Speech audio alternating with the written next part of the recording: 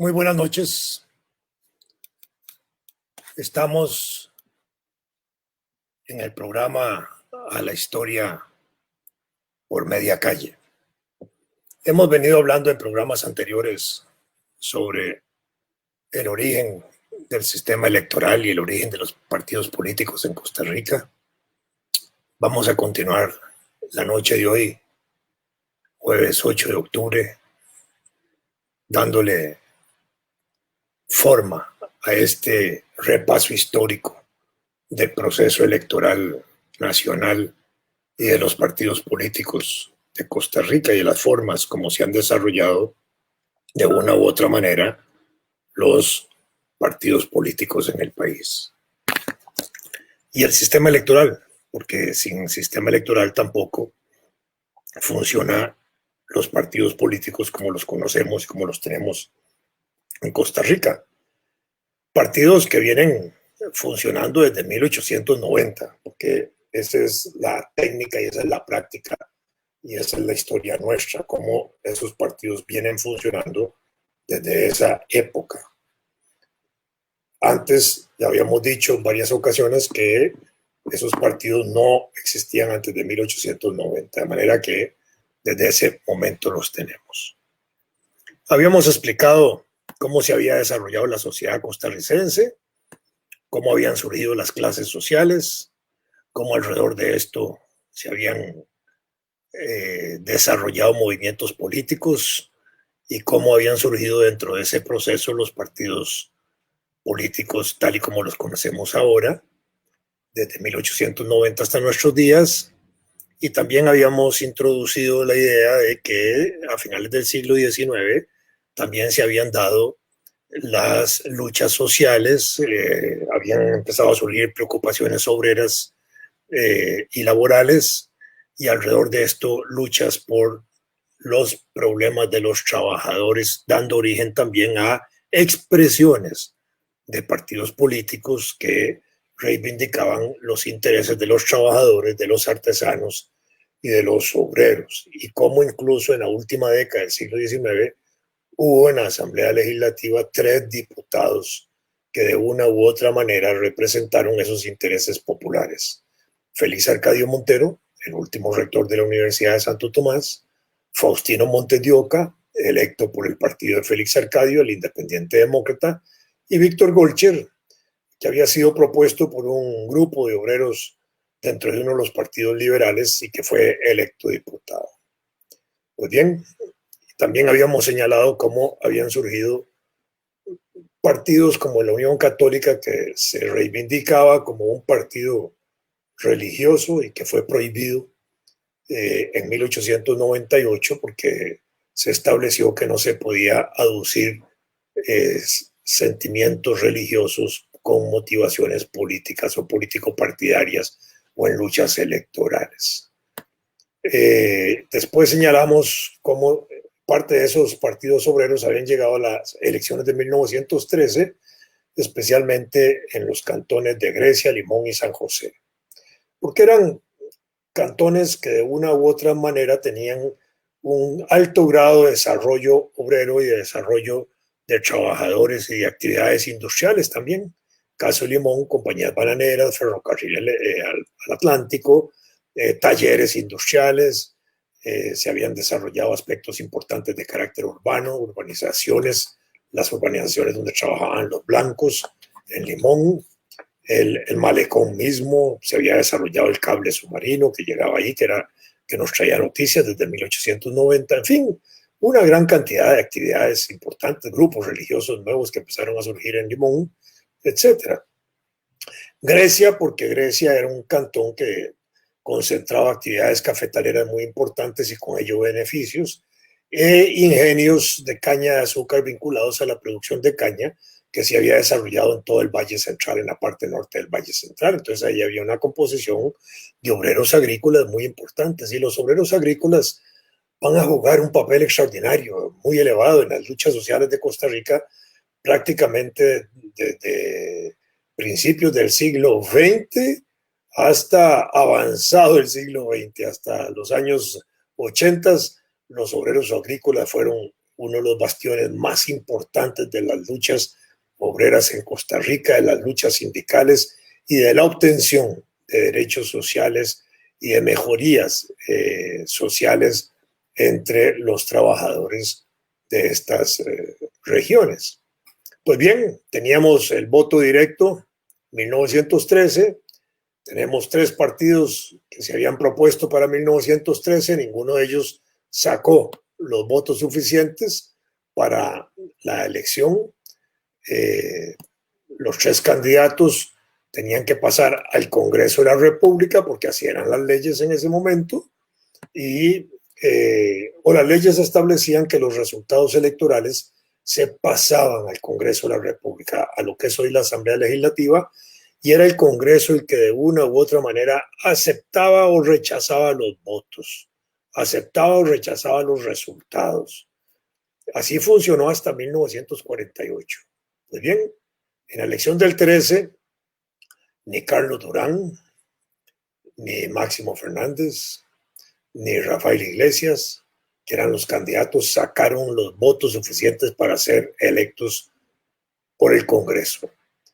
Entonces, en el Congreso se produce una negociación política, una discusión alrededor de los candidatos, a ver, de esos 3, ¿por cuál se deciden? No hay acuerdo. Se retira uno de los candidatos, quedan 2, y ninguno de esos otros 2 logra tampoco el acuerdo mayoritario que se necesitaba por parte de los diputados para elegirlo.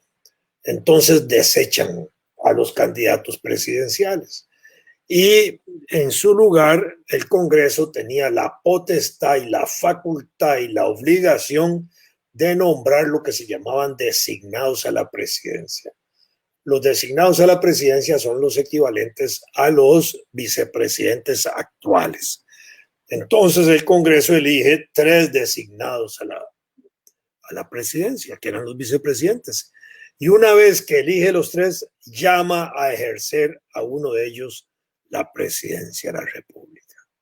Así entró Alfredo González Flores a la presidencia de la República en 1913 para ejercer el gobierno a partir de 1914.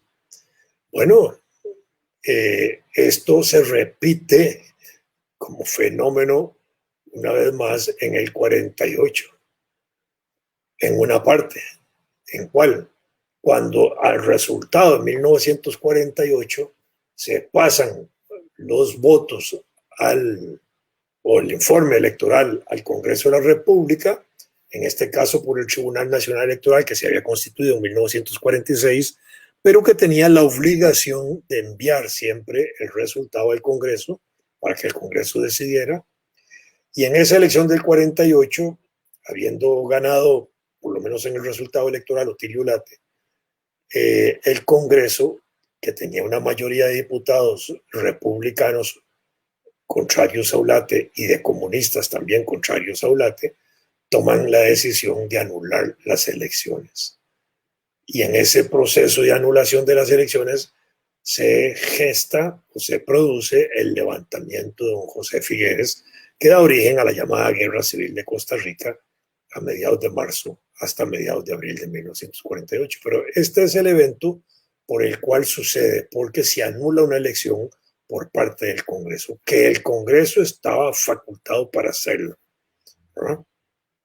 Antes de eso, incluso en ese proceso, Figueres, que ya estaba en armas, y al terminar la guerra, mediados de abril, había hecho una propuesta al gobierno que todavía existía de que lo nombraran a él designado a la presidencia, ¿verdad? Al final, obviamente, el gobierno de Teodoro Picado no lo hace y Figueres asume el gobierno el 8 de mayo porque se niega a entregarle al gobierno a Otilio Ulate dándole un golpe de Estado en ese sentido. Bueno, esto para señalar el procedimiento electoral, el procedimiento y la forma como se elegía. Muy bien. Entonces, el gobierno de Alfredo González Flores le toca también una situación crítica profunda, porque se está generando en 1914 la Primera Guerra Mundial. Esa Primera Guerra Mundial es el resultado de una gran contradicción de los países industriales, de los países capitalistas en aquella época, en que empiezan a disputarse las regiones que tenían grandes riquezas minerales, estaño, cobre, petróleo, hierro, en fin, todas las cosas importantes para la nueva industria, para la revolución industrial que venía dándose desde la segunda mitad del siglo XIX. Y eso provoca la Primera Guerra Mundial. Es una guerra mundial que se ha llamado interimperialista. ¿Por qué? Porque eran imperios los que se estaban tratando de repartir el mundo. África y Asia principalmente eran regiones controladas por las potencias europeas, por Inglaterra, por Francia, por España, por Alemania, en fin, un montón de países europeos que tenían colonias y controlaban esas regiones.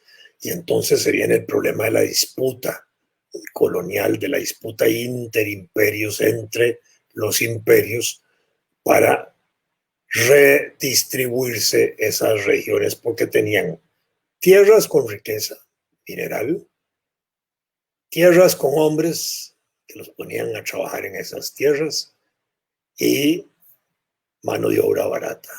Y además tenían mercados para colocar los productos que ellos mismos producían con esas riquezas y con esos hombres y mano de obra barata. Así se desarrolló el imperialismo a finales del siglo XIX y principios del siglo XX. Pues bien, en ese ambiente, esa guerra que va a durar del 14 al 18 prácticamente y que va a tener 17 millones de muertos por ahí, es una guerra que causa un impacto enorme en la economía nacional, porque nuestra economía nacional dependía mucho de las exportaciones de café a Europa. Y el mercado se cierra. En las guerras los soldados no toman café. Entonces se cayó el mercado, entró una crisis tremenda en el país y frente a esa crisis Alfredo González Flores tuvo que tomar medidas muy radicales para sostener el gobierno, porque un gobierno sin plata hay que generarle plata. ¿De dónde se genera la plata? ¿Okay? En este caso, o de reducción de gastos, o de impuestos, o de una reforma de Estado importante. Entonces, Alfredo González Flores toma medidas como las siguientes. Un control del movimiento bancario privado que existía en el país hasta ese momento. No existía banca estatal, existía solo la banca privada. Entonces crea un banco estatal, el Banco Internacional de Costa Rica.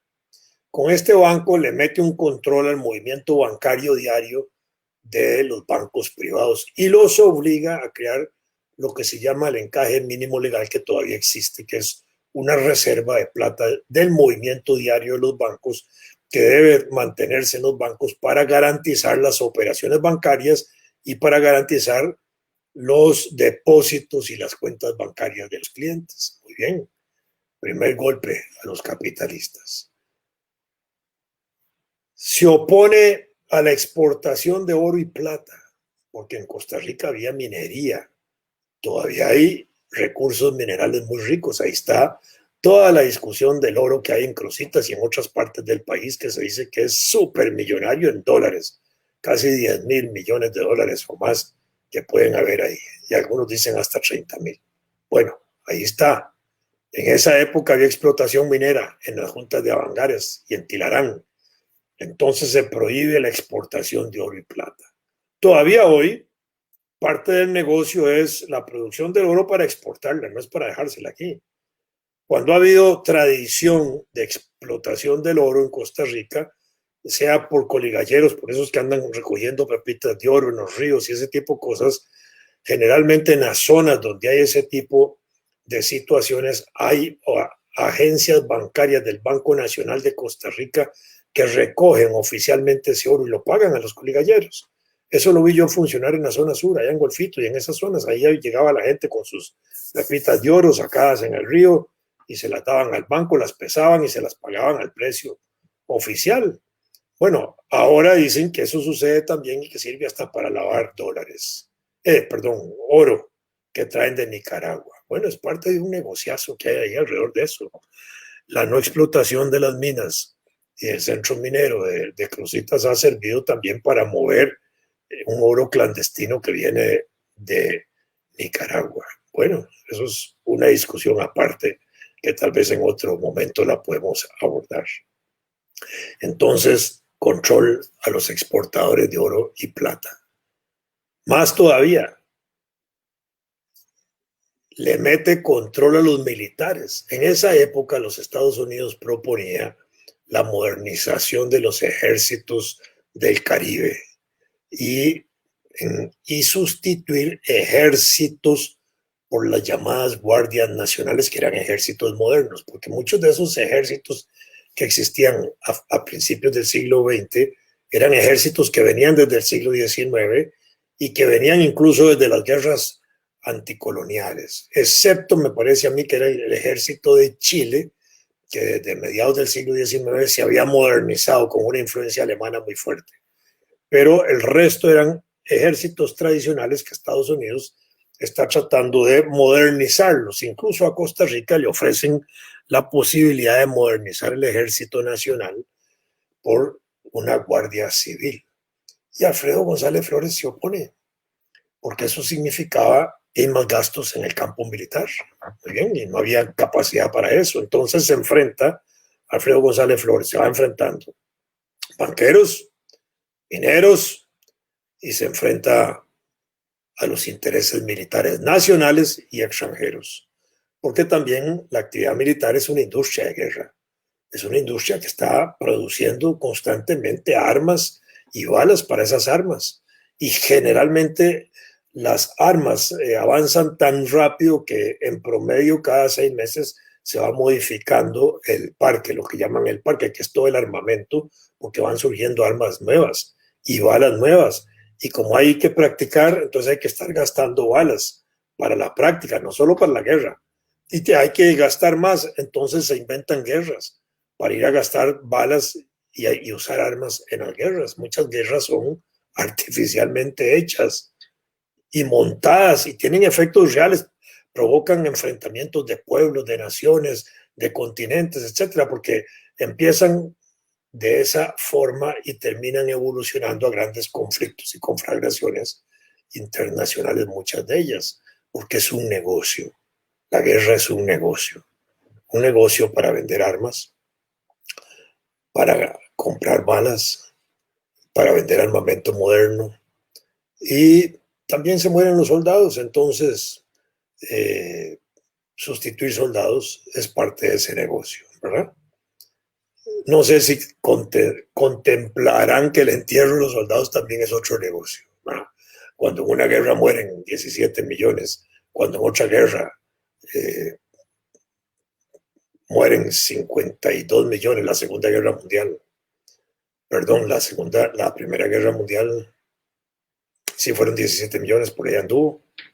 Estamos hablando de mucha gente muerta. Algunas de esas mueren y son enterrados en zanjas colectivas, pero a otras les dan los entierros respectivos, ¿verdad? No es que hayan tantos ataúdes como para todo eso, porque en época de guerra no se pueden organizar de esa forma, salvo cuando soldados en el extranjero son devueltos a sus países. Entonces ahí sí les hacen los honores funerarios con ataúdes y con toda la pompa que se le puede hacer a un familiar que se despide de esa manera. Bueno, eso es así. Entonces Alfredo González Flores sigue oponiendo a sectores, banqueros, mineros, partidos políticos. Muy bien, la campaña electoral del 13, de la cual Alfredo González Flores sale indirectamente presidente de la República. Alfredo González Flores dice: no se paga la deuda electoral de la campaña del 13. Y ahí se enfrentó a todos los partidos, incluso aquellos que estando en el Congreso de la República tenían diputados que a él lo habían nombrado presidente. Y ahí empezaba a enfrentarse a medio mundo. y por otro lado tomó medidas fiscales muy importantes, tributarias, impulsó una reforma tributaria de manera que el rico pagara como rico y el pobre como pobre. Esa es una reforma tributaria progresiva. Se dice regresiva cuando el peso de esas políticas tributarias cae sobre el pueblo, como se ha tratado de hacer en estos últimos 2 años en Costa Rica, que todo se le carga a las espaldas de los asalariados, de los pensionados, de los trabajadores, de los pequeños, micros y medianos empresarios.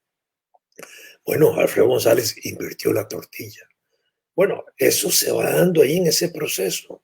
Para ese momento, 1913, cuando es el proceso electoral y cuando es electo Alfredo González Flores, el movimiento sindical del país había avanzado montones. Hasta 1900 empezaron a surgir los sindicatos, como los conocemos hoy. De manera que tenemos 120 años de tradición sindical en el país. Tenemos federaciones de trabajadores de 1905.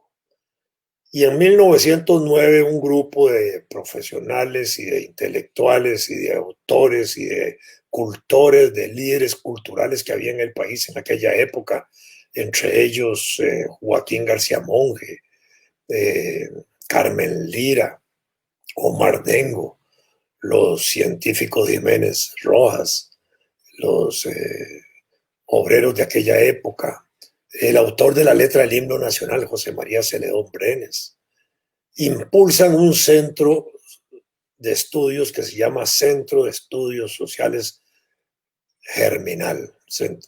Este centro tiene el nombre Germinal porque lo adopta de la Revolución Francesa. Durante el periodo de la Revolución Francesa, ya triunfada la Revolución Francesa, allá por 1793, por ahí, se producen luchas obreras intensas en Francia, intensas, con las cuales se trataba de darle un sesgo más popular a la revolución que se estaba encauzando por el imperio de Napoleón, ya declarando a Napoleón emperador. Entonces esas luchas profundas, obreras, de trabajadores de la ciudad y del campo en Francia, durante el periodo de la Revolución Francesa, adquirieron el nombre de las luchas de Pradial y Germinal. Pradial y Germinal eran los nombres que en el nuevo calendario que había en Francia impuesto por la Revolución Francesa y por Napoleón, se habían cambiado los nombres de los meses y estaban asociados en mucho a los ciclos de la agricultura y de las actividades económicas. Los meses de Pradial y Germinal correspondían a los meses de la primavera europea o francesa, que eran más o menos los meses que iban desde marzo hasta junio, julio, antes de que empiece el verano fuerte. Y durante esos meses es que se moviliza la gente en Francia en grandes luchas populares. Bueno, esas luchas se reconocían internacionalmente como las luchas de Pradial o de Germinal. Bueno, en este caso, estos intelectuales le pusieron al centro de obreros de estudios sociales Germinal. Era el vínculo con la Revolución Francesa, el vínculo con las luchas revolucionarias de los trabajadores en la Francia revolucionaria. El Centro Socialista de Costa Rica va a jugar un papel muy importante en el proceso educativo de los trabajadores. Van a dar conferencias abiertas al público, con la idea de crear incluso lo que llamaron una universidad popular, en un momento en que la Universidad de Santo Tomás, que existía en el siglo XIX, estaba cerrada. Y aunque habían esfuerzos desde 1906 del Colegio de Abogados y otros grupos para abrir la universidad, no había ninguna orientación política de gobierno para abrirla.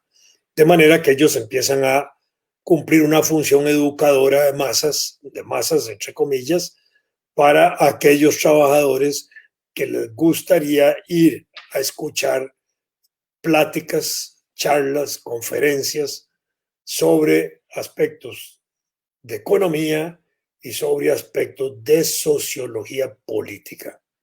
En la parte económica, el Centro Germinal enseñaba cómo funciona el sistema capitalista.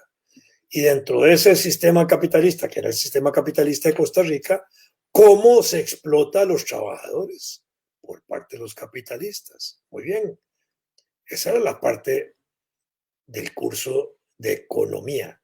Y en el curso de sociología les enseñaban a defenderse de esa explotación capitalista.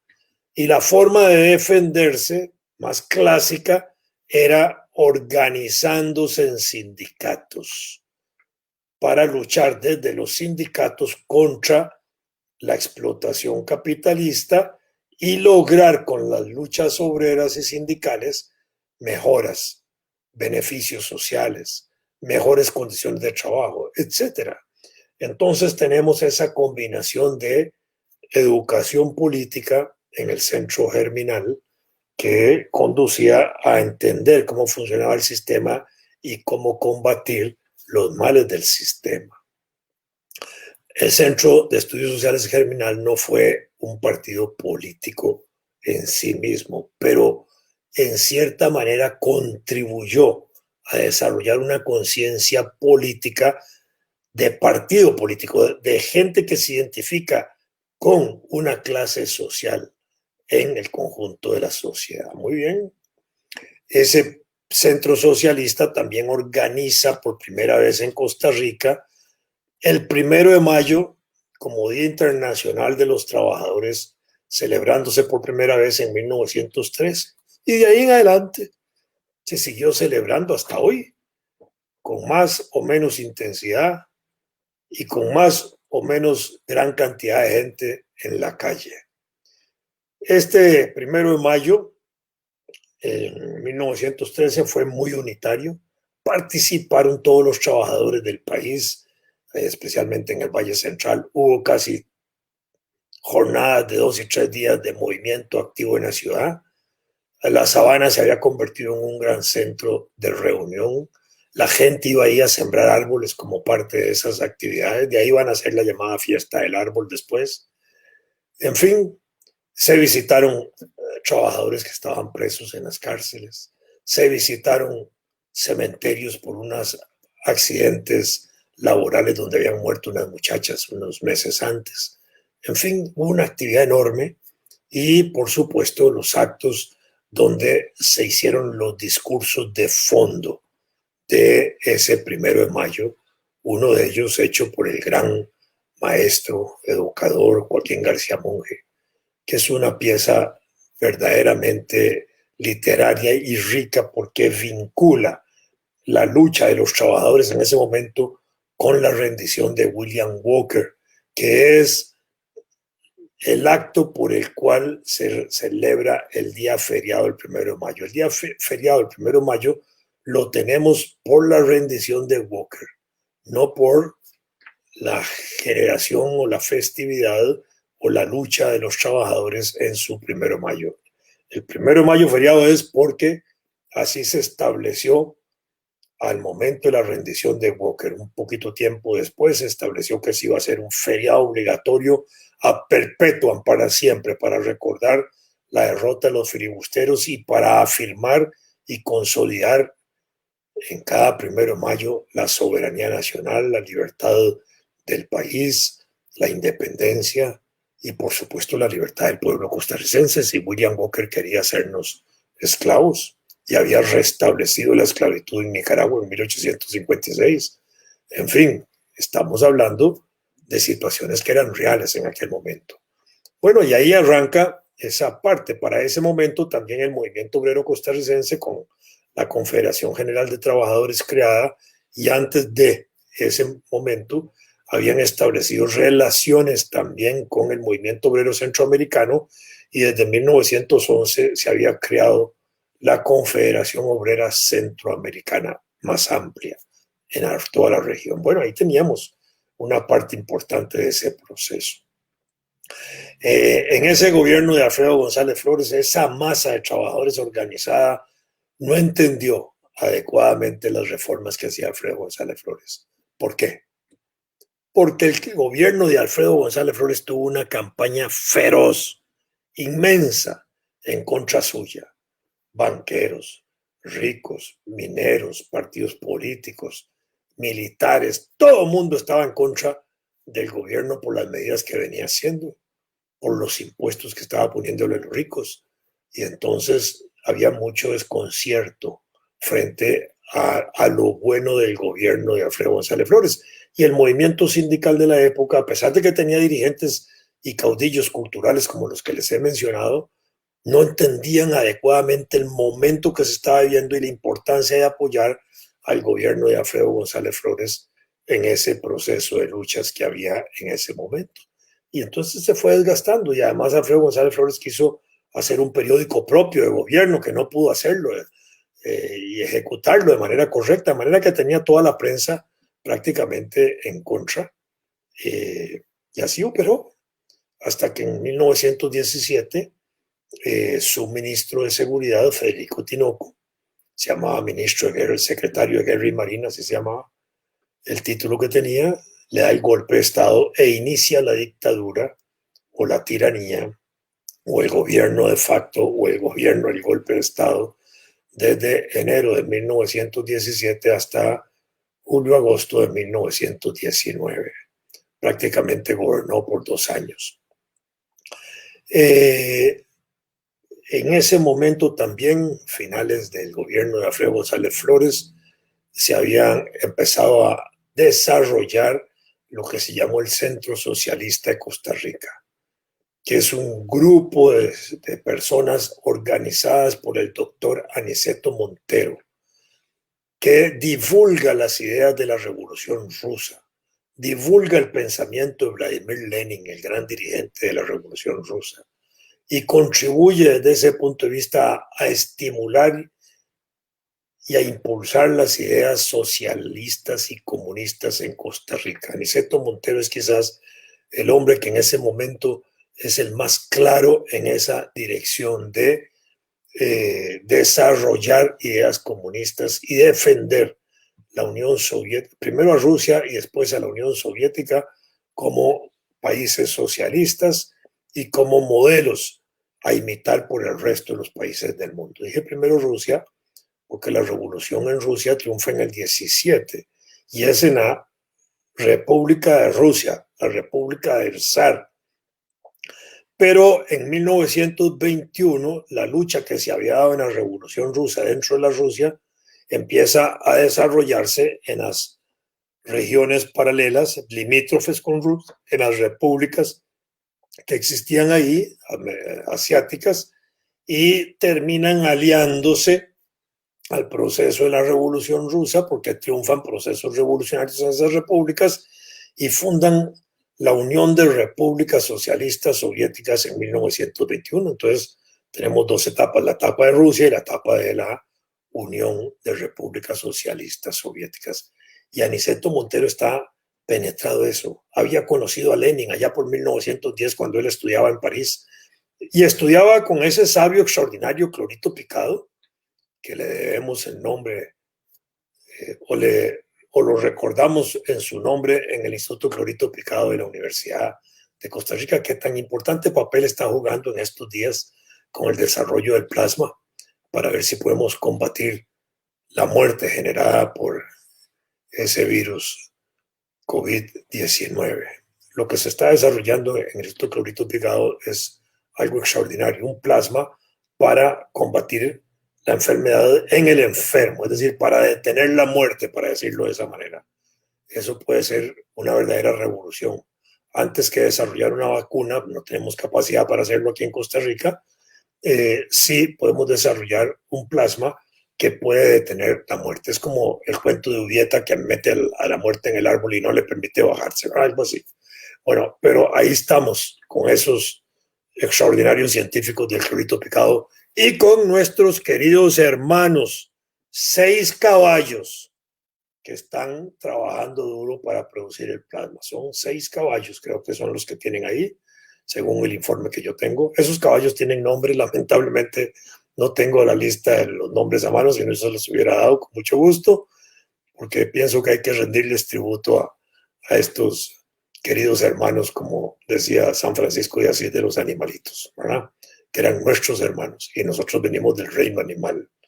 Entonces, nuestros queridos hermanos los caballos, que están ayudando ahí tanto, hoy están en un instituto que debe su nombre a ese extraordinario científico Clorito Picado, que también iba a escuchar a Lenin en París, solo que Clorito, digamos, no se penetra en las ideas de Lenin, ni de las ideas socialistas ni comunistas, y después cuando se funda el Partido Comunista en la década del 30, tiene algunas discusiones públicas con los comunistas. Aniceto no, Aniceto se mantiene en las ideas comunistas hasta los días de la fundación del Partido Comunista. Con ellos estudió otro doctor Sáenz, costarricense, creo que se llamaba Federico, pero él no viene a Costa Rica, sino que se va a Panamá.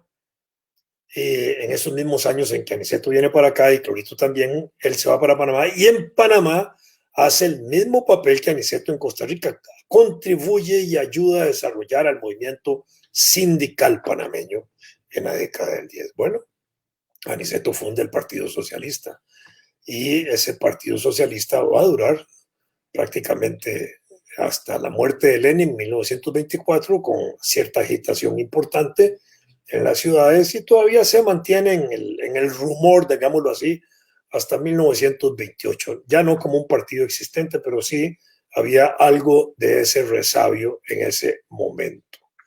Aniceto, por su parte, fue un gran médico, fue director del Leprosario Nacional y hasta hizo experimentos en su propio cuerpo para tratar de combatir la lepra, para aprender a combatir la lepra. En esos días, primeros días de la década del 20, se fundó también un partido comunista de Centroamérica, fundado por Farabundo Martí. Farabundo Martí era un joven universitario, estudiante, que incluso llegó a Costa Rica ya por 1919, estuvo en la zona de Punta Arenas. Aparentemente no encontró él el ambiente suficiente, importante para desarrollar actividades organizativo-políticas o partidarias o político-comunistas en ese momento, y entonces se fue para Honduras y allá desarrolló ese Partido Comunista Centroamericano que empieza a tener algún reconocimiento en ese momento y sobre el que se ha escrito bastante. Frente a ese Partido Socialista de Costa Rica, de Aniceto Montero, que agitaba ideas socialistas, y frente a los partidos liberales que ya existían, se funda en 1923 un nuevo partido que se llamó el Partido Reformista de Jorge Bolio. Y este fue un partido muy importante, duró 10 años, 11 prácticamente, hasta 1934. Durante esos 11 años, Jorge Bolio tuvo 2 etapas en su movimiento político y partidario. En la etapa reformista propiamente, que es la etapa revolucionaria de él, que en mi opinión llega como hasta 1928, cuando él todavía en 1928 está exigiéndole al gobierno que restablezca relaciones con la Unión Soviética y con la Rusia revolucionaria. ¿Por qué? Porque en época de Tomás Guardia, en el gobierno aquel de 1870 hasta 1882, en ese periodo el gobierno Guardia había establecido relaciones con Rusia. Pero al caer Rusia bajo la Revolución Socialista, esas relaciones se suspendieron por parte de Costa Rica. Por supuesto que también se suspendieron por los rusos. ¿Sí? Si nosotros las suspendemos, ellos también. No se reactivan. Y Jorge Bolio, que en ese momento se sentía identificado con la causa mundial de la revolución social, no comunista, social, plantea la necesidad de mantener relaciones con la joven Rusia, con la joven Unión Soviética, que para él era un proceso revolucionario positivo. Bueno, no se logra. Ese primer periodo es, a mi gusto y a mi manera de ver, el periodo revolucionario progresista del Partido Reformista de Jorge Bolio. Y después inicia un periodo conservador, lo vamos a llamar de esa forma. No tan reformista ni tan revolucionario como el periodo anterior. En ese otro periodo primero, incluso contribuyen a impulsar la aprobación de la Ley de Accidentes de Trabajo, que se aprobó en 1925. Esta era una ley que se venía luchando desde 1908 por parte de los movimientos campesinos de la época y se ha ido atrasando y atrasando y atrasando porque la masa de trabajadores era una masa campesina, entonces no había necesidad política para los grupos que gobernaban de hacer una ley que protegiera a todos los trabajadores agrícolas, porque aquí hay verdaderamente mezquindad para aprobar a veces leyes que benefician a las mayorías. Si se aprueban es para que beneficien un grupillo pequeño, pero no para grandes mayorías. Entonces, esa fue una lucha muy sostenida en el tiempo. Y bueno, ahí se logró.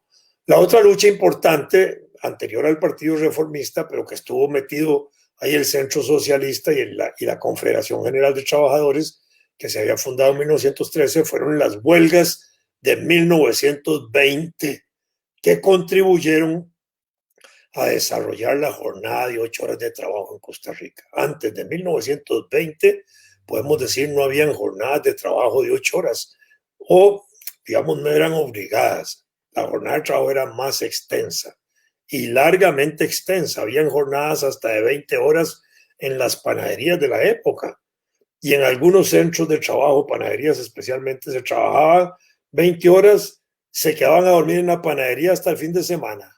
Fin de semana iban a la casa. Bueno, esos eran sistemas de trabajo que habían aquí en Costa Rica. Entonces, 1920, ahora se está cumpliendo el centenario de esa ley. Se cumple en diciembre la ley. Empezó a desarrollarse a finales de enero, principios de febrero, cuando se dieron las primeras huelgas para obtener la jornada de 8 horas de trabajo, que se lograron en el plantel de obras públicas del Ministerio de Obras Públicas, es decir, en el ministerio que se llamaba en aquella época de Fomento. En ese ministerio se da la primera disposición de reconocer la jornada de 8 horas de trabajo, y a continuo se sigue dando la lucha en todo el país, continuada durante todo el año de 1920, hasta que en diciembre el presidente de la República establece una ley, una norma, un decreto por el cual se reconoce la jornada de 8 horas de trabajo. Si hay un aumento de salarios muy importante, y se reconoce el derecho de organización sindical. No hay una ley posteriormente que regule la actividad sindical ni la de huelga, pero en el decreto de la jornada de 8 horas de trabajo se hace un reconocimiento claro y contundente de que la lucha de los trabajadores requiere el reconocimiento del derecho de huelga y de organización sindical, que se hace justamente para eso, para defender las situaciones de los trabajadores frente a injusticias sociales o laborales. Es una situación específica para defender cosas de trabajo, los sindicatos. Muy bien. Entonces ahí vamos avanzando. Ya para esa época, la década del 20, el Partido Reformista pasa entonces a jugar un papel importantísimo. Para esa misma época hay otro partido que es unionista centroamericano, dirigido por un intelectual muy vigoroso, muy poderoso, muy fuerte en Costa Rica, Vicente Sáenz, que va a trabajar en Costa Rica como hasta el año 38 por ahí. Después se va para México, y en México termina desarrollando toda su actividad intelectual, trabajando en la Universidad Obrera de México, publicando casi 20 y pico libros en México, donde tuvo muchos méritos y reconocimientos, Vicente Sáenz. Bueno, él impulsó el Partido Unionista Centroamericano, junto con otros unionistas de América Central o de Centroamérica que pensaban en volver a la gran república centroamericana que habíamos tenido a principios del siglo XIX. Eso no se materializó, no se logró, pero Vicente Sáenz se mantuvo siempre en esos patrones del unionismo centroamericano. Se mantuvo también en las ideas antiimperialistas profundas, estudioso muy importante de la penetración del imperialismo en América Central y en Costa Rica. Publicó libros sobre eso, Rompiendo Cadenas es uno de ellos. En fin, juega su papel importante en ese momento. Hay partidos agrarios en ese momento también, porque el movimiento agrario es poderoso. Se han desarrollado ya las cooperativas desde 1901, cuando se organizan las primeras cooperativas en Costa Rica para frenar el avance del proceso de concentración de tierras que venía haciendo don Julio Sánchez, el abuelito de don Óscar Arias Sánchez. Este hombre era un cafetalero muy importante, un revolucionario agrícola, había transformado los métodos de trabajo en sus haciendas, había hecho una verdadera revolución agraria en sus fincas, en la organización de los trabajadores, en condiciones de trabajo, en salarios, en una gran cantidad de cosas, pero eso iba provocando que fuera arruinando en el proceso de la competencia a pequeños productores y se los iba comiendo. Y entonces, porque eso es parte del proceso capitalista, una ley que se llama la ley de la concentración de capitales, con la cual grandes capitales arruinan pequeños capitales, se los van engullendo, se van haciendo más grandes y estos otros se van proletarizando, pasan a ser trabajadores de sus propias fincas o terminan haciendo nuevos procesos productivos. Bueno, frente a ese proceso avasallador que se veía venir por los campesinos del norte del Valle Central, de Barba, de Santa Bárbara, San Rafael, toda esa zona, se unieron en cooperativas y surgieron las primeras cooperativas en 1901 que logran detener el avance de Julio Sánchez. Entonces ya el movimiento cooperativo empieza a tener ahí su significado y los campesinos cooperativizados empiezan a jugar su papel. Cooperativas de producción, no eran de bienes, ni de servicios, ni de turismo, ni de viajes, ni de nada de eso. De producción. Hacia 1920 estas cooperativas ya eran más fuertes y además empiezan a surgir otras cooperativas de servicios. Y hacia 1930 todavía son más fuertes las de servicio, pero también se van desarrollando las cooperativas agrarias hasta que en 1935-36, con motivo de las reformas bancarias que se hacen ya en el gobierno, finales del gobierno Ricardo Jiménez y principios del gobierno León Cortés, se crea el Banco Nacional de Costa Rica actual, el viejo Banco Internacional de Costa Rica que había fundado Alfredo González Flores, lo transforman en Banco Nacional y entre otros ponen un departamento de cooperativas. Y en ese sentido, las cooperativas van a tener ahora un impulso estatal muy poderoso. De ese impulso, las cooperativas del año 35, 36 y el departamento de cooperativas del Banco Nacional se van a desarrollar después dos grandes monstruos cooperativos que hay en Costa Rica, la Dos Pinos, por ejemplo, y Cope Victoria en Grecia. Grandes empresas cooperativas que siguen funcionando. Bueno, ahí están.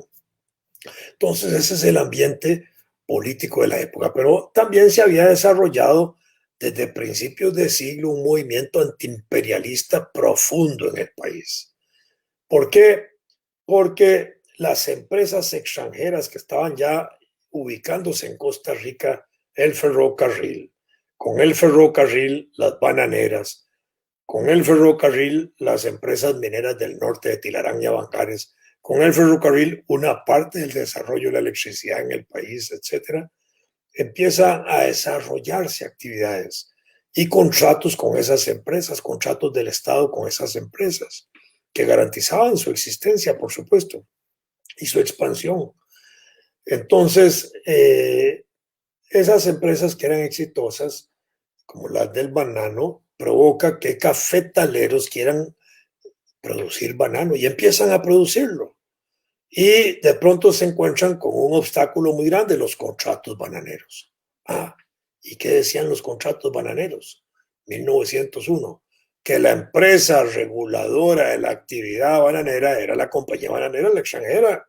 Ella era la que ponía los precios de los racimos, la cantidad que compraba a los campesinos, el precio del flete nacional y el precio del flete internacional y la colocación del banano en los mercados extranjeros. Muy bien, entonces los cafetaleros nuestros que habían invertido en banano estaban amarrados con la compañía bananera. Entonces empiezan a dar luchas. Entre ellos un capitalista muy importante que se llama Ernesto Romoser. Su apellido llega hasta hoy. Y su apellido llega de manera importante incluso a un periódico importante que hay en el país, que es el periódico La Nación. Los Romoser han estado ahí metidos en la Junta Directiva de La Nación. Bueno, desde ahí vienen. Desde 1901, Ernesto Romoser, un cafetalero rico, importante, agrarista, se empieza a enfrentar públicamente a la compañía bananera porque la compañía bananera le decía destruya fruta o le pongo el precio o le hago esto y tiene que someterse. Y entonces empieza a luchar contra el imperialismo y usa el concepto imperialismo que ya estaba metido en Costa Rica. Ah, interesante eso, porque desde 1901 entonces se desarrollan luchas imperialistas con participación de sectores muy ricos del país, muy ricos. Eran agraristas, latifundistas, productores de productos claves de exportación, café, banano, después caña de azúcar. ¿Ellos se oponían a la inversión extranjera? No. ¿A qué se oponían ellos? A los contratos que se firmaban con esas compañías bananeras y especialmente a aquellas cláusulas dentro del contrato que sentían que afectaba a los intereses nacionales. Porque ellos no se oponían a la inversión extranjera, que era complementaria del desarrollo nacional, de cosas que no se hacían por parte del Estado, ni cosas que no se hacían por parte de los empresarios privados nacionales. Muy bien, vengan a invertir, háganos, ayúdenos a desarrollar este país con esas inversiones, pero no nos maten la industria local, no destruyan al capitalista local, no destruyan las fuentes de trabajo local. Ese era el pleito que originó las luchas antiimperialistas. Esa parte de las luchas antiimperialistas con participación de ricos al frente llega prácticamente hasta 1936, cuando el ministro de Relaciones Exteriores de León Cortés, Manuel Francisco Jiménez Ortiz, se enfrenta al gobierno porque en ese momento se está discutiendo un tratado bilateral de comercio con Estados Unidos y Manuel Francisco, que era ministro de Relaciones Exteriores, encuentra que ese tratado es perjudicial a los intereses pecuarios de los productores de cerdos y de carnes de Costa Rica y se enfrenta y el gobierno lo manda en una misión a Sudamérica. Cuando regresa se encuentra que el tratado ha sido aprobado y entonces muy dignamente renuncia, protestando contra el tratado. Ahí se acaba ese ciclo de participación de movimientos antiimperialistas con presencia de grupos oligárquicos. Manuel Francisco Jiménez Ortiz es el abuelito de algunos de los directivos de la Junta Directiva del periódico La Nación. Esto para entender el vínculo que hay de sectores ricos de aquella época. Pues bien, a eso se suman las discusiones ahora de los contratos con las compañías eléctricas, con Electric Bonashare, con las compañías azuleras, la Goodyear, con la Pan American Airways, que acaba de llegar aquí en 1928 con aviones y con propaganda bulliciosa para establecer las rutas aéreas, etcétera, con las compañías bananeras que se estaban discutiendo nuevos contratos en el 28, etcétera. Y todo eso arma un movimiento grandísimo nacionalista y antiimperialista para que cláusulas de esos contratos no se aprobaran por el Congreso. Y eso entonces provocó grupos patrióticos, nacionalistas, antiimperialistas. La Liga Cívica Juan Rafael Mora fue una de ellas, de las más importantes. Ahí hubo gente intelectual muy significativa, entre ellos el doctor Moreno Cañas, Joaquín García Monge y otros intelectuales ahí muy importantes, un señor Fournier, Ricardo Fournier y otros. Ricardo Fournier después, en la década del 40, es representante de Costa Rica en la fundación de las Naciones Unidas. En 1945, cuando se crean las Naciones Unidas, mandan a don Ricardo como embajador de las Naciones Unidas, en ese momento tan importante de creación de las Naciones Unidas. Bueno, era parte de esa proyección de hombres ilustres de Costa Rica que participaban de esas luchas y por supuesto a esto se sumaban los grupos obreros, sociales y populares, ¿verdad? Y a ellos se sumaban también las luchas de solidaridad con los dirigentes obreros Nicolás Sacco y Bartolomé Vanzetti en la década del 20, que son dirigentes obreros norteamericanos, que son hechos presos y les están sometiendo a un juicio que los lleva a la pena de muerte, 1928, pero durante casi 8 años se llevan a cabo movimientos constantes y solidarios con ellos. Incluso se habla en algún momento hasta de hacer una estatua a Sacco y Vanzetti aquí en Costa Rica cuando los matan, eso. Otilio Late, blanco, que después llega a ser presidente de Costa Rica, es uno de los grandes defensores de Sacco y Vanzetti, de los que participa de esas luchas nacionalistas, patrióticas y antiimperialistas. Después están las luchas de solidaridad con Sandino.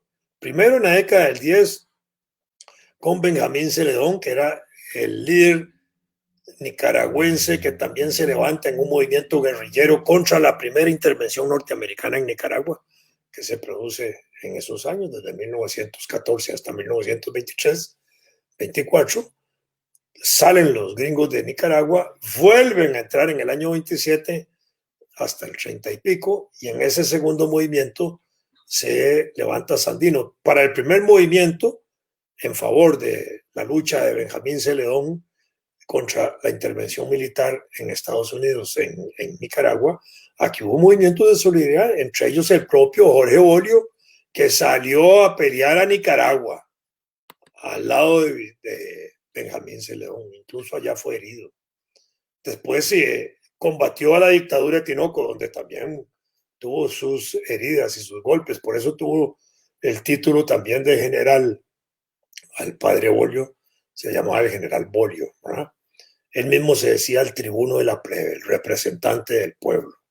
Bueno, entonces los movimientos en favor de la lucha antiimperialista contra la intervención extranjera en Nicaragua en la década del 10 y en la década del 20 genera movimientos importantes como la Liga Antiimperialista de las Américas, que fue fundada en Estados Unidos, en Nueva York, por un hermano de Sandino que se llamaba Sócrates Sandino. Y esa liga fundó secciones en distintas partes del continente, entre ellos en Costa Rica. La sección más importante en Costa Rica se hizo en la Escuela de Derecho, donde habían estudiantes, Manuel Mora Valverde, Jaime Cerdas Mora, Luis Carballo Corrales, para mencionar algunos de esos estudiantes, Coto Conde y algunos otros que estaban ahí estudiando Derecho y que constituyeron ese núcleo de la Liga Antiimperialista, que juega un papel muy importante a la par de la Liga Cívica Juan Rafael Mora y a la par del movimiento de solidaridad con Saco Ibancet, etc. Era un movimiento de agitación enorme que se daba en esos días en el país, de este tipo de movimientos nacionalistas y patrióticos. Y a eso se sumó el Partido Alianza Popular Revolucionario Americano, que fue fundado por Víctor Raúl Haya de la Torre, que era un dirigente estudiantil peruano en México, lo funda con la intención de desarrollar un movimiento antiimperialista en todo el continente, y desarrolló igualmente secciones en América.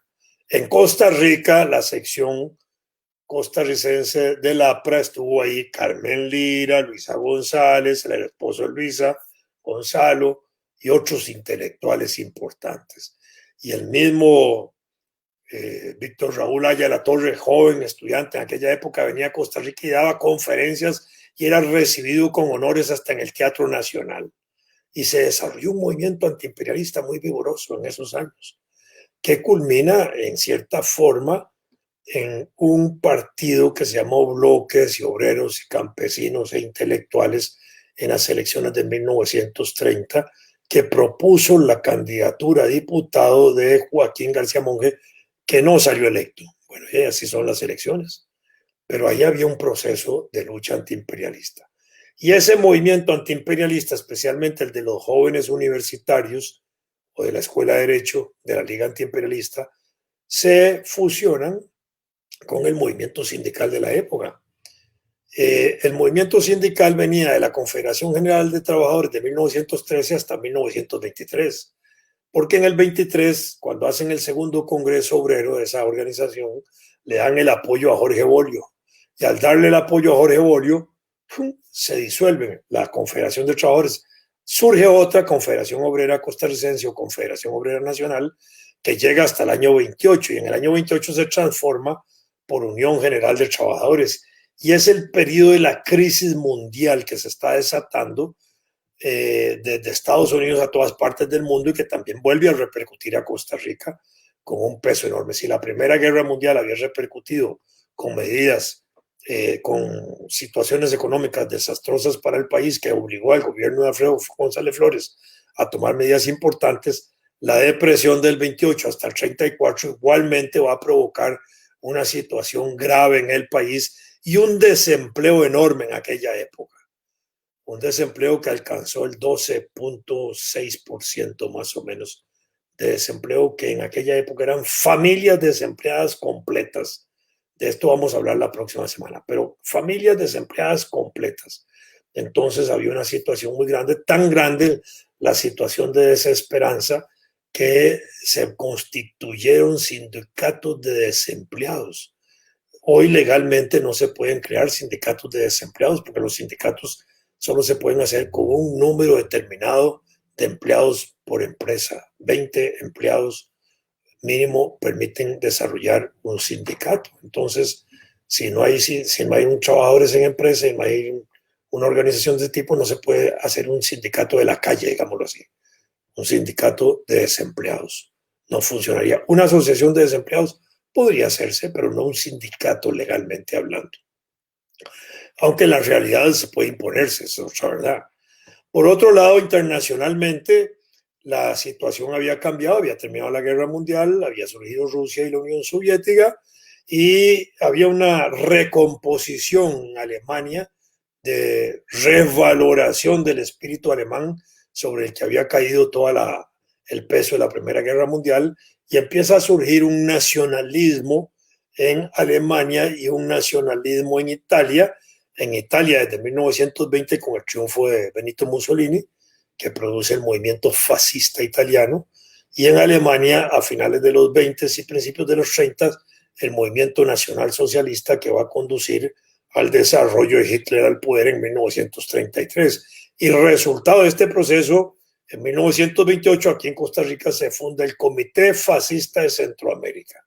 De manera que aquí ya teníamos prácticamente todas las vertientes sociales, liberales, social cristianismo que había empezado a desarrollarse desde principios del siglo con Jorge Bolio y ellos, las ideas revolucionarias de Aniceto Montero, socialistas y comunistas, el incipiente Partido Comunista que empezaba a gestarse con la Liga Antiimperialista de la Escuela de Derecho y el movimiento fascista centroamericano que tiene sede en Costa Rica en aquel año. De manera que así entramos nosotros al finalizar la década del 20 y los partidos políticos en ese momento moviéndose y desarrollándose, cambiando presidentes en aquella época después de la caída de Tinoco, con partidos políticos y con gobiernos estables.